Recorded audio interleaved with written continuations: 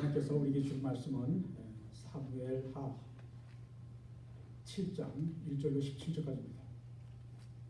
사무엘하입니다.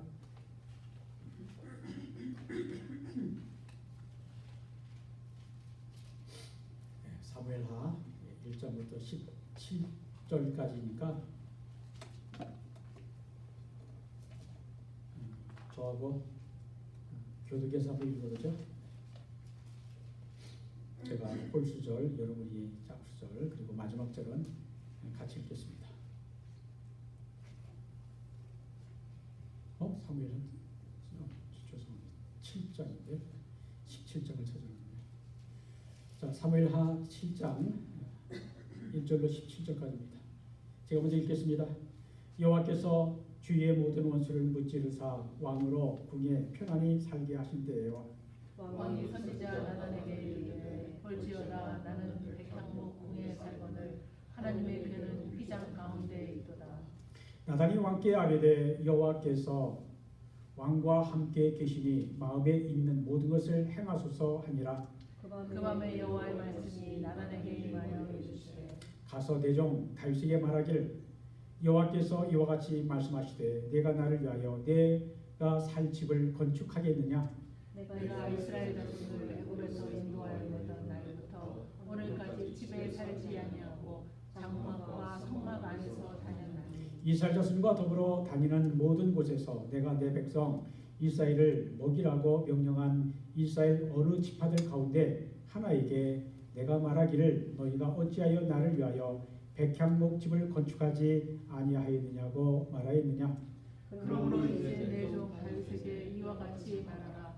만군의 여호와께서 이와 같이 말씀하시기를 내가 너를 목장 곧 양을 따르는 데에서 데려다가 내 백성 이스라엘의 주권자로 삼고 네가 가는 모든 곳에서 내가 너와 함께 있어 네 모든 원수를 네 앞에서 멸하였은즉 땅에서 위대한 자들이 이름같이 네 이름을 위대하게 만들어 주리라. 내가 또 내 백성 이스라엘을 위하여 한 곳을 정하여 그를 싣고 그를 거주하게 하고 다시 옮기지 못하게 하며 악한 능류로 전과 같이 그들을 해하지 못하게 하여 전에 내가 사사에게 명령하여 내 백성 이스라엘을 다스리던 때와 같지 아니하게 하고 너를 모든 원수에게서 벗어나 편히 쉬게 하리라. 여호와가 또 네게 이르노니 여호와가 너를 위하여 집을 짓고 내 수완이 차서 내 조상들과 함께 누울 때에 내가 네 몸에서 난 내 씨를 네 뒤에 세워 그의 나라를 견고하게 하리라. 그는 내 이름을 위하여 집을 건축할 것이요 나는 그의 나라 왕위를 영원히 견고하게 하리라.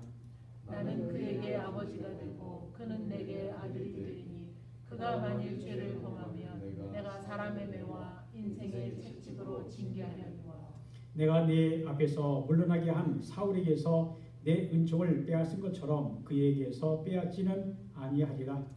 네 집과 내 나라가 내 앞에서 영원히 보존되고 네 왕위가 영원히 견고하리라 하셨다. 같이 읽습니다. 나단이 이 모든 말씀들과 이 모든 계시대로 다윗에게 말합니다. 하나님의 말씀입니다.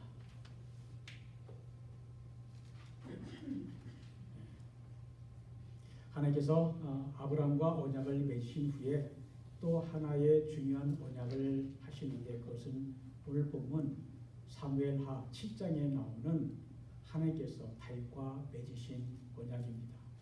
그래서 보통 다윗 언약이다 설교 제목으로 영어 데이비딕 카비넌트라고 했는데 이것을 풀어서 이야기하면 다윗에게 주신 하나님의 영원한 언약이다라는 겁니다.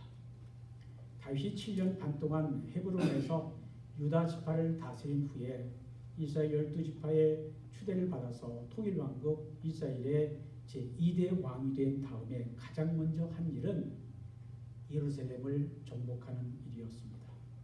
한 번도 정복하지 못한 여부스 사람들의 땅 예루살렘은 여호수아도 정복하지 못했습니다. 그런데 다윗이 처음으로 예루살렘을 정복합니다. 다윗은 이스라엘의 어느 지파도에게도 속하지 아니한 난공불락의 요새 여부스를 기상천외한 수구를 이용한 전략으로 점령하였습니다. 사무엘상 5장 8장에 나오는 말씀입니다. 아주 짧게 나오는데 어떻게 어떤 전략을 세웠는가?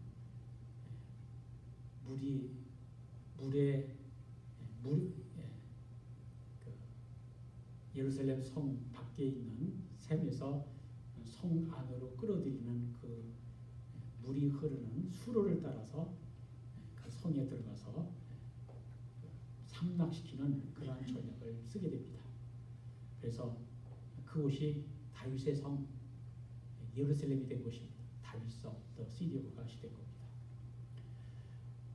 다윗이 예루살렘 정복 이후에 가장 먼저 생각한 것이 하나님의 법궤였습니다. 다윗은 우여곡절 끝에 법궤를 예루살렘으로 모셔옵니다. 하나님의 법궤를 기럇 여아림 오벳 에돔의 집에서 예루살렘으로 옮길 때에 다윗이 너무 감사해서 주변에 있는 사람들을 의식하지 않고 입고 있던 바지가 흘러내려도 춤을 추는 예배자가 되고 하나님과 언약을 맺게 됩니다. 그런 얘기 해보셨어요? 너무 좋아서 벌쩍벌쩍 뛰는데 바지가 흘러내립니다. 그런데 창피하지도 모르고 하나님을 찬양하는 일 중단하지 아니한다. 미갈이 그 흉봤죠. 다윗은 내가 비록 부끄러움을 당해도 하나님 기뻐하실 거다 하는 그런 믿음을 갖게 됩니다. 다윗은 정치적 목적이라기보다는 순수하게 하나님을 향한 사랑과 믿음으로 하나님의 법궤를 모시는 성전을 지으려고 합니다. 그런데 놀랍게도 하나님의 집을 지으려고 하던 다윗에게 오히려 하나님께서 다윗의 집을 지어 주시겠다라고 하십니다.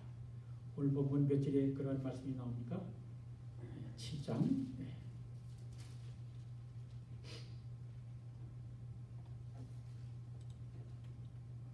11절 마지막 부분에 나오죠. 여호와가 너를 위하여 집을 짓고 다윗이 하나님의 집, 하나님의 법궤를 모시는 집을 성전을 지어 드리고 싶다 그랬을 때 하나님은 아니다. 내가 네 집을 짓겠다. 네 집을 세워주겠다라고 하십니다. 하나님은 다윗에게 언약을 통해 마음껏 복을 주십니다. 영원히 지속될 영원한 복, 다윗 언약입니다. 다윗이 하나님께 언약을 한 것이 아니라 하나님께서 다윗에게 영원히 복을 주시겠다라고 하는 약속입니다.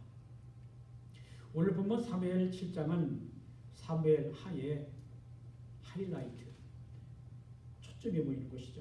그리고 사무엘서 전체의 심장, 핵심이라고 할 수 있습니다. 학자들은 사무엘하 7장이 구약에서 가장 중요한 본문이라고 말합니다.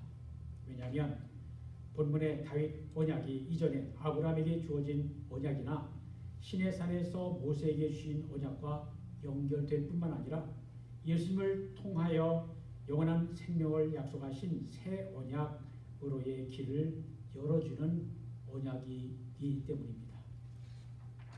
오늘 말씀은 다윗에게 진정한 대관식과 같은 말씀입니다. 대관식 뭔 줄 아세요? 왕이 왕가를 쓰고 한참 전에 나왔죠. 영국의 찰스 대관식 하는데 참 거창하죠.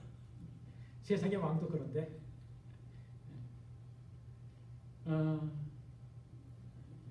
왜 그런가? 의미적으로 보면요, 찰스가 그 영국의 그 왕관을 쓴 것보다 하나님이 왕관을 씌워주시는 네가 참 내가 기뻐하는 이스라엘의 통치하다라고 하는 그런 인정과도 같은 내용입니다.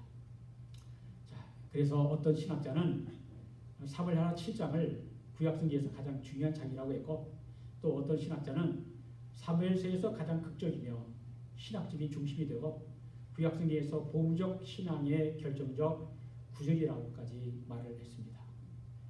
사무엘하 7장을 알아야 된다라는 거죠. 그래야 구약성경이 이해가 된다라는 겁니다. 그래서 이 언약은 하나님의 일방적인 선언만 있는 독특한 언약입니다. 다윗 언약 이전에 하나님과 맺었던 대표적인 언약은 창세기 15장에 기록된 하나님께서 아브라함과 맺은 언약입니다. 하나님께서 아브라함을 이끌고 밖에 나가 말씀하시기를 하늘을 우러러 묵별을 셀 수 있나 보라. 네 자손이 이와 같으리라 라고 하실 때에 아브라함이 하나님을 믿으니 여호와께서 이를 그의 의로 여기셨다. 창세기 15장 6절이죠. 이 구절에서 사도 바울은 믿음으로 말미암아 의롭게 된다. 이신칭의 그러한 사상이 나옵니다. 로마서의 핵심이죠. 그리고 하나님께서 이 땅을 내게 주어 소유를 삼게 하려고 너를 갈대아인의 우리에서 이끌어내었다라고 하셨을 때에 하나님께서 아브라함이 하나님께 내가 이 땅을 가나안 땅을 소유로 받을 것을 무엇으로 알릴까라고 물었습니다. 그때 하나님께서는 아브라함과 고대 계약 의식 형태로 맺었던 언약으로 쌍방의 의무와 권리를 약정한 뒤에 짐승을 반으로 쪼갠 그 사이를 지나가셨습니다. 만일 계약을 지키지 아니할 경우에는 짐승을 절반으로 둘로 쪼개듯이 쪼개짐을 당해도 좋다라고 하는 의미입니다. 하나님이 아브라함과 언약을 맺을 때 짐승을 반으로 쪼개진 그 사이를 하나님만 지나가셨습니다. 아브라함은 안 지나갔습니다. 그래서 이 언약은 무조건적 언약입니다. 하나님만 준수 의무가 있는 언약입니다. 하나님께서 이 언약을 통해 아브라함과 아브라함의 자손들에게 땅과 자손의 번성을 복을 주겠다라고 약속하셨습니다. 그리고 또 하나의 언약은 시내산 언약이 있습니다. 이 언약은 하나님이 이스라엘의 하나님이 되고 이스라엘은 하나님의 백성이 되는 복을 주시겠다라고 하는 언약입니다. 하나님은 모세와 이스라엘 백성에게 내 말을 잘 듣고 내 언약을 지키면 너희는 모든 민족 중에서 내 소유, 하나님의 소유가 되겠고 너희가 내게 대하여 제사장 나라가 되며 하나님과 세상을 중보할 또 위에서 기도할 예배할 그런 제사장 나라가 되며 거룩한 백성이 되리라 라고 약속하셨습니다. 그런데 이 언약은 십계명을 비롯한 율법을 지킬 때만 유효한 언약입니다. 율법을 지키면 하나님의 복이 있을 것이고 지키지 않으면 저주가 있다라고 하는 언약입니다. 이 언약의 조건은 약속입니다. 조건이 있는 약속입니다. 훗날 유다는 바벨론에 의해 멸망하는데 그 이유는 하나님의 무능 때문이 아니라 유다 백성들이 하나님의 말씀을 지키지 않았기 때문에 하나님과의 언약이 파기된 결과였다라고 해석합니다. 그런데 다윗 언약은 시내산 언약과 많이 다릅니다.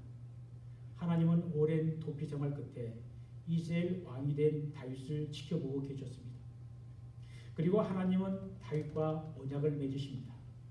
다윗이 하나님을 사랑하는 그 마음 때문입니다. 다윗은 끝없이 받아 누린 것 같고 아무것도 갚아드리지 못한 것이 송구스러웠습니다.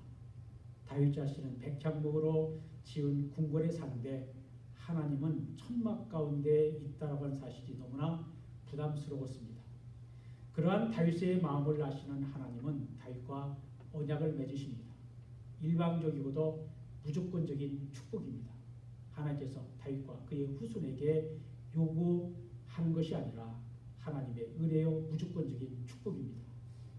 하나님은 16절에 네 집과 네 나라가 내 앞에서 영원히 보존되고 네 왕위가 영원히 견고하리라 라고 하셨습니다. 7장에 영원히라고 하는 단어가 8번이나 등장합니다.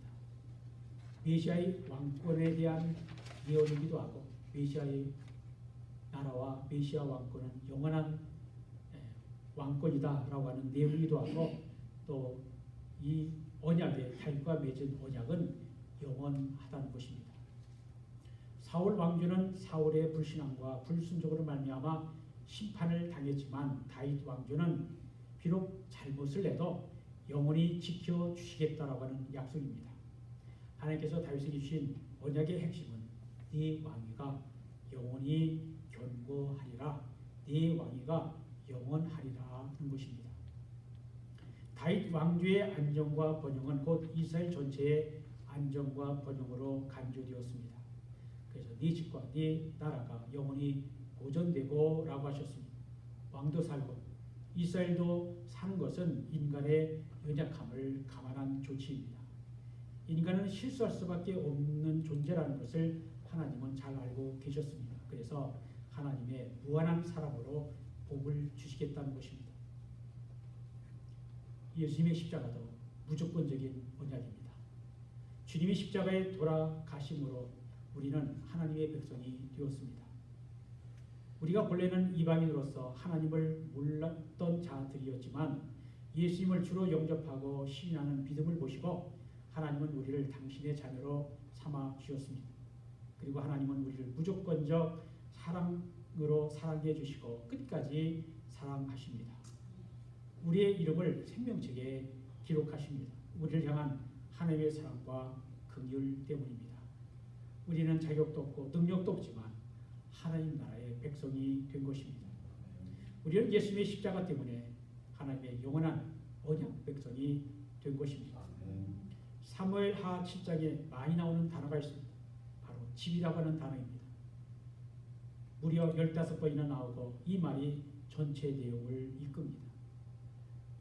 다윗은 하나님께 집, 성전을 지어드리겠다라고 했는데 하나님은 아니다.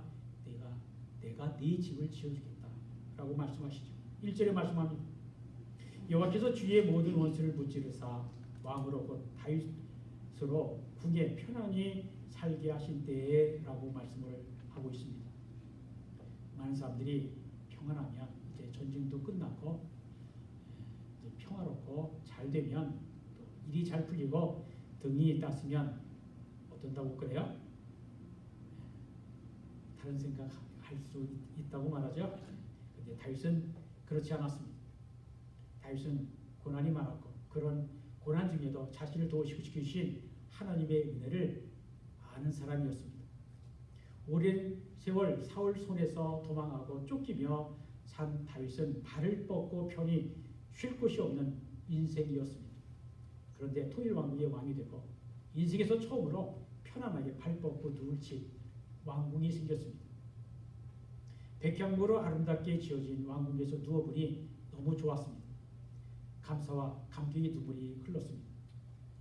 아무데도 쓸모없던 자를 하나님이 귀하게 만들어 놓으신 것입니다. 모든 것이 감사하고 가슴이 벅차서 잠을 이룰 수가 없었습니다. 그리고 여전히 천막 생활을 하고 계시는 하나님이 마음에 걸렸습니다. 다윗의 마음이 얼마나 착합니까? 그런 다윗을 하나님은 보시고 내 마음에 합한 자라고 하셨습니다. 하나님은 그런 다윗을 축복하셨습니다.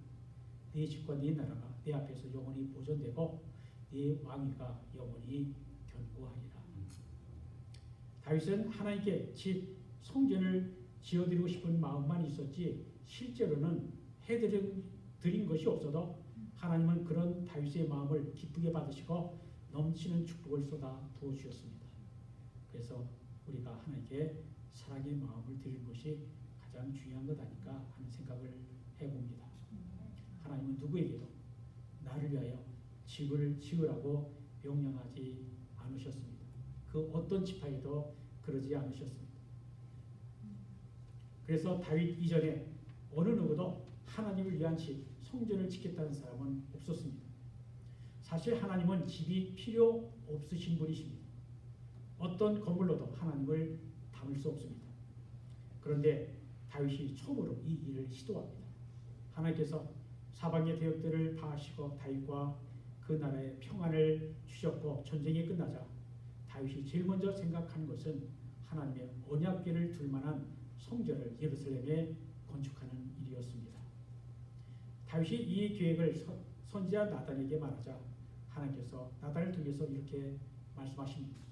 내가 언제 나의 거할 집을 지으라고 했느냐? 내가 너를 한 목자에서 목동이죠. 이스라엘의 왕으로 삼고 언제 어디서나 너와 함께하여 네 모든 대적을 멸하고 네 이름을 존귀하게 해 주겠다. 사사 시대와는 전혀 다른 평안을 주겠다. 그리고 네가 나를 위해서가 아니라 내가 너를 위해 집을 이루어 주겠다. 네가 죽을 때 네 몸에서 낳은 자식을 세워서 그 나라를 견고히 하겠다. 그 아들이 내 이름을 위해서 성전을 건축할 것이고 나는 그 나라 위를 영원히 견고하게 하겠다. 나는 그 아버지가 되고 그는 내 아들이 될 것이다. 네 후손이 죄를 짓는다고 해도 그것 때문에 네 자손의 왕위와 그 나라를 빼앗지는 않을 것이다. 네 집과 네 나라가 내 앞에서 영원하게 될 것이다. 이것이 하나님이 다윗에게 주신 약속, 영원한 언약입니다. 다윗은 하나님을 사랑했기 때문에 하나님을 위한 집을 지어드리고 싶었습니다. 그러나 하나님은 허락지 않으셨습니다. 다윗이 전쟁에서 피를 많이 흘렸기 때문입니다. 그럼에도 불구하고 하나님은 다윗이 너무나 사랑스럽고 예뻤습니다. 그래서 9절에 내 이름을 위대하게 만들어주리라. 위대한 자들의 이름같이 내 이름을 존귀한 이름이 되게 하겠고 온 나라에 평안을 주겠다라고 약속하셨습니다. 다윗 그러면 사람들이 다 좋아하죠. 권사님의 사위도 데이빗입니다. 다윗 이스라엘 사람들이 가장 존경하고 사랑하는 이름입니다. 다윗이라고 그래서 이름을 많이 짓고 있습니다. 근데 중요한 것은 다윗의 왕권이 다윗의 자손들에게 영원히 견고하게 될 것이라고 하는 것입니다. 심지어 하나님은 다윗의 자손 왕들이 죄를 범한다 하더라도 하나님은 사람의 막대기와 인생 채찍으로 징계는 하겠지만 사울에게서 한 것처럼 그 왕위를 빼앗지는 않을 것이라고 하셨습니다. 다윗 언약의 영원성은 다윗 자손의 신실함에 의해 좌우되지 않는다는 것입니다. 영원히 다윗의 왕위를 지속시키겠다는 하나님의 맹세이자 언약입니다. 하나님의 언약은 모두 영원함, 그러나 특별히 하나님께서 다윗에게 주신 언약은 영원하다는 단어가 강조되어 있기 때문에 다윗에게 주신 영원한 언약이라고 하는 것입니다. 영원이라는 말이 많이 나오고 또 집이라고 하는 말이 이 사무엘하 7장에 많이 나오는 특징이 있습니다. 이 언약의 영원함은 결코 다윗 자손의 신실함에 의해 좌우되는 것이 아닙니다. 무슨 일이 있어도 어떤 일이 일어나도 하나님은 그 언약을 이루시겠다라고 하는 이 언약의 성취는 하나님 나에게 달려있다라고 하십니다. 그래서 이 언약은 은혜 언약입니다. 은혜 언약이란 너는 이렇게 해라 하는 것이 아니라 내가 이렇게 해주겠다라고 하나님께서 약속하신 것입니다. 다윗에게 주신 언약도 다윗이 내가 하나님을 위해 성결시켰습니다라고 했는데 하나님께서는 아니다. 네가 나를 위해서 무엇을 한 것이 아니고 내가 너를 위해 할 것을 내가 알려줄 거다라고 한 것입니다. 이것이 은혜입니다. 우리는 하나님께 제가 주님을 위해 무엇을 하겠습니까? 라고 말합니다. 그러나 하나님께서는 도리어 아니다. 내가 너를 위해 하는 거다라고 하십니다. 이것이 복음입니다. 이러한 하나님의 의지를 막을 수 있는 것은 아무것도 없습니다. 우리의 신실함이 우리의 구원의 근거가 되는 것이 아니라 하나님의 신실하심이 우리의 구원의 근거입니다. 여러분은 이런 하나님을 믿으십니까?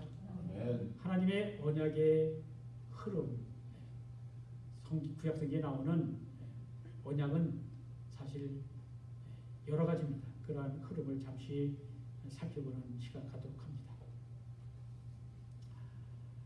처음 아담이 범죄한 후에 하나님은 여인의 후손을 통해서 뱀의 머리를 상하게 하시겠다라고 말씀하셨습니다. 창세기 3장 15절이죠. 원복음이라고 합니다. 그러다가 대홍수 위에 하나님은 노아와 무지개 언약을 맺으시고 노아를 통하여 예언을 하시는데 하나님은 특별히 셈의 후손을 축복하시고 그들의 하나님이 되실 것을 말씀하셨습니다. 그 위에 셈의 후손인 아브라함을 부르시고 그에게서 날짜를 축복하시고 그 자손을 통하여 온 세상 모든 민족을 축복하시겠다라고 약속하셨습니다. 너는 복의 근원이 될지라라고 하시죠. 그 다음에 이스라엘의 12지파의 조상들을 낳은 야곱이 죽기 전에 자기의 아들들을 축복하는 장면에서 넷째 아들인 유다를 축복하는 내용이 나옵니다. 창세기 49장 10절에 이렇게 말씀합니다. 큐가 또는 홀이 귤호 뭔지 아세요? 그 지휘관들이 갖고 있는 지휘봉 같은 거거든요. 왕도 그 찰스 그 코로네이션 할 때 보니까 그걸 주더라고요. 그거 가지고 지시도 하고요. 그거 가지고 때리면 죽는 겁니다. 그런 권위에 상징하는 게 규, 홀이라고 합니다. 왕권을 상징하는 거예요. 그래서 규가 또는 홀이 유다를 떠나지 아니하며 통치하의 지팡이가 그 발 사이에서 떠나지 아니하시기를 실로가 오시기까지 이르리니 그에게 모든 백성이 복종하리로다라고 하십니다. 여기서 실로라고 하는 말을 어떻게 해석하느냐 하는 것은 이견이 많지만 그것이 메시아의 호칭이든 아니든 메시아를 암시하는 말인 것은 분명합니다. 보십시오. 처음에는 메시아는 여인의 후손으로 오신다. 그리고 셈의 후손이다 라고 좁혀지고 아브라함과 그의 자손이다 라고 하시고 그리고 다시 유다 지파로 좁혀졌습니다. 그리고 유다 지파의 다윗에게 하나님은 당신의 영원한 언약을 주십니다. 이것이 다윗의 후손에 대한 예언입니다. 그런데 다윗의 후손뿐일까요? 결국 지칭하는 것은 예수 그리스도라고 하는 것입니다. 여기서 이스라엘 왕정의 역사가 시작된 과정을 살펴보는 것도 좋을 것 같습니다. 이스라엘은 본래 왕정이 아니라 신적 하나님이 왕으로서 다스리시는 그러한 체제였습니다. 그 시대를 우리는 사사시대라고 부릅니다. 사사시대는 왕이 없었죠. 그래서 국가에 위기가 있을 때 하나님께서 사사를 세워서 위기를 극복하게 하시고 나라에 평화를 주셨습니다. 사사는 왕이 아니었습니다. 누가 이스라엘의 왕이 없느냐라고 물으면 그들은 우리의 왕은 하나님이시다라고 대답을 해야 했습니다. 그런데 그렇게 400년을 사사시대로 보낸 백성들이 마지막 사사인 사무엘에게 왕을 세워달라. 다른 나라들 이방 나라들 보니까 왕이 있어가지고 전쟁을 일사불란하게 너무 잘하더라. 우리도 왕이 좀 있어야겠다라고 하는 요구를 하죠. 왕을 달라는 백성들의 요구는 죄였습니다. 왜냐하면 이 요구는 왕이신 하나님을 거절하고 눈에 보이는 인간의 왕을 선택한 것이기 때문입니다. 신정을 거부하고 왕정을 요구한 것입니다. 하나님께서 이스라엘에게 왕을 주심으로 왕정이 시작되는데 부정적인 변화가 있었습니다. 그것은 백성의 관심이 이 땅의 것과 보이는 것에 집중하게 된 것입니다. 그들의 마음이 하늘의 것에서 떠나 땅의 것을 향하게 되었습니다. 그러나 이외적인 인물이 있었는데 바로 다윗이었습니다. 다윗이 하나님의 법궤를 예루살렘에 모신 것은 비록 자신이 이스라엘의 왕이지만 진정한 이스라엘의 왕은 하나님이시라고 하는 고백입니다. 왕들 가운데 이런 사람이 있습니까? 있기는 하겠지만 매우 드뭅니다. 유대 열왕의 역사를 읽어보면 역대상합니다. 거기를 읽어보면 하나님께서 모든 유다의 왕들을 비교하는 기준은 다윗입니다. 왕들이 잘못을 행할 때마다 유대 왕국의 위기가 올 때마다 다윗 언약을 기억하는 하나님의 백성들은 이렇게 기도했습니다. 주여, 주의 성실하심으로 다윗에게 맹세하신 그 전에 인자하심이 어디 있나이까? 시편 89편 49절에 나오는 내용입니다. 왕들의 실패에도 불구하고 하나님께서는 사울에게 행하신 것처럼 왕위를 빼앗지 않겠다라고 하신 약속을 그들은 기억했습니다. 그러나 결국 유다 왕국은 바벨론의 멸망을 당했고 유다 자손 다윗의 왕권은 끊어져 버렸습니다. 그러면 영원하다고 하시는 다윗에게 주신 하나님의 언약은 폐기가 된 것입니까? 끝나버린 것입니까? 아닙니다. 사도 바울은 갈라디아서 3장 16절에서 아브라함의 자손은 곧 그리스도라고 단정적으로 말합니다. 다윗 언약에서 하나님이 말씀하시는 다윗의 아들은 직접적으로 솔로몬과 이어지게 될 자손들이지만 영원한 다윗 언약은 영원하신 한 분을 가리키고 있는 것입니다. 그분은 바로 예수 그리스도이십니다. 히브리서 1장 5절 보면 이런 말씀이 나옵니다. 하나님께서 어느 때나 천사 중 누구에게 너는 내 아들이라 오늘 내가 너를 낳았다 하셨으며 또다시 나는 그에게 아버지가 되고 그는 내 아들이 되리라 하셨느냐. 어떤 내용입니까? 시편 2편에 나온 내용이죠. 그런데 이 구절은 시편 2편 7절과 사무엘하 7장 14절을 인용한 것입니다. 사무엘하 7장 14절 보면 그것은 솔로몬을 지칭한 것으로 보이지만 또 그 당시에는 솔로몬이었지만 히브리서 기자는 바로 그 아들은 예수 그리스도에 대한 말씀이라고 해석하고 있습니다. 그렇다면 다윗은 하나님께서 주신 언약을 어떻게 이해했을까요? 그는 단지 자기는 피를 많이 흘린 사람으로서 성전을 짓는 것에 합당하지 않고 자기 아들 솔로몬이 지을 것이며 유대 왕국이 자기 후손의 왕권이 끊어지지 않음으로써 영원하리라고 생각했을까요? 오늘 본문의 다음에 이어지는 9절에서 우리는 다윗의 믿음을 알 수가 있습니다. 하나님께서 나단을 통해서 영원한 언약을 말씀을 주셨을 때 다윗은 여호와 앞에 들어가 앉았습니다. 다윗은 하나님이 주신 언약의 의미를 깨닫기 위하여 진지하게 하나님의 임재를 상징하는 언약궤 앞으로 들어가 앉았습니다. 오늘 본문 바로 다음 절입니다. 그는 기도합니다.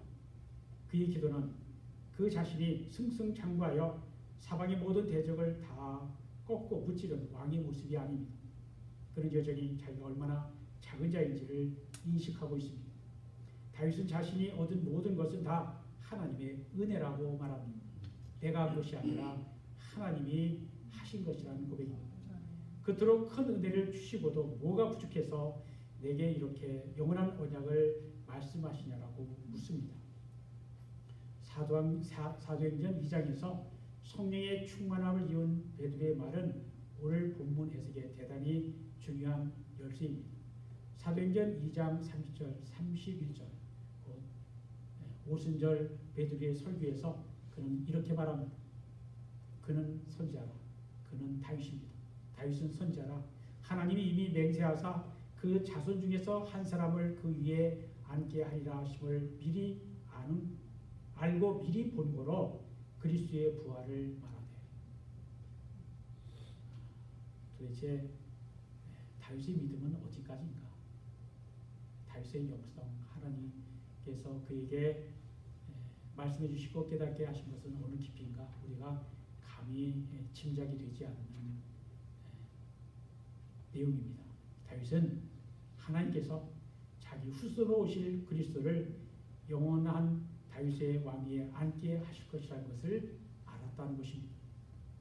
다윗도 모든 구약의 성도들과 같이 그리스도를 바라보았고 그를 믿는 믿음으로 살았고 그 믿음 안에서 죽었다는 것입니다. 다윗은 이 약속이 그리스도 한 분과 관계되었다는 것을 알았습니다. 그 결과가 무엇일까요? 다윗이 남긴 많은 메시아에 관한 예언 시들이 있습니다.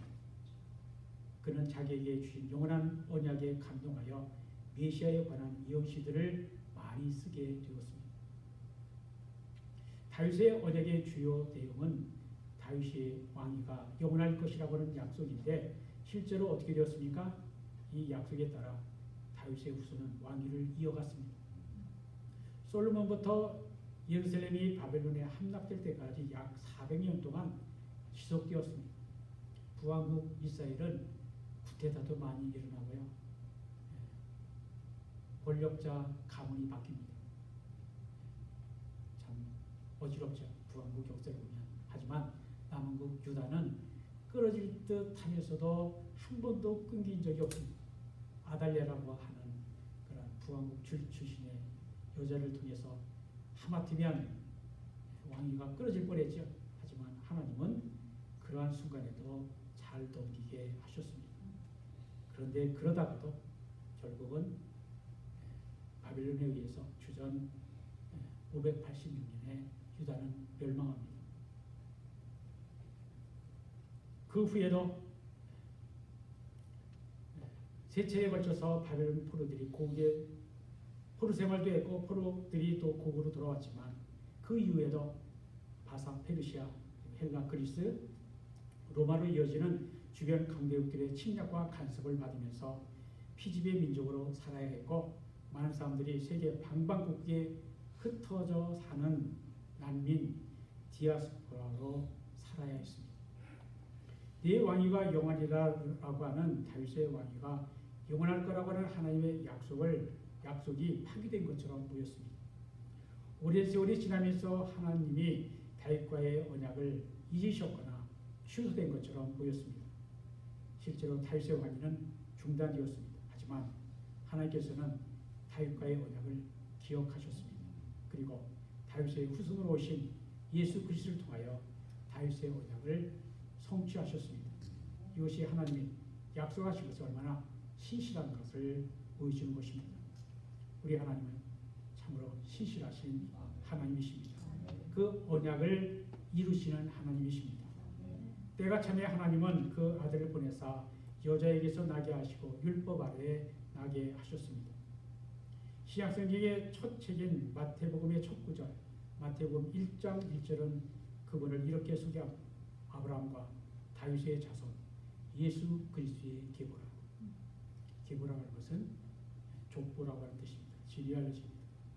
예수님은 육적으로는 다윗의 혈통으로 이어받은 분이시지만 영적으로는 하나님의 독생자이십니다. 그분은 죄악된 세상에서 죽을 수밖에 없는 우리를 위해 이 땅에 오셨고 십자가에서 죽으시고 부활하셔서 우리에게 영원한 생명과 복이 되셨습니다. 하나님께서 다윗에게 주신 영원한 언약은 이렇게 성취된 것입니다. 다윗의 언약은 예수 그리스도에게서 성취되었습니다. 우리는 지금부터 3000년 전 하나님께서 다윗에게 주신 영원한 언약의 성취를 경험하고 살아가고 있는 것입니다. 그리고 그 나라는 그리스도께서 재림하실 때 완성될 것입니다.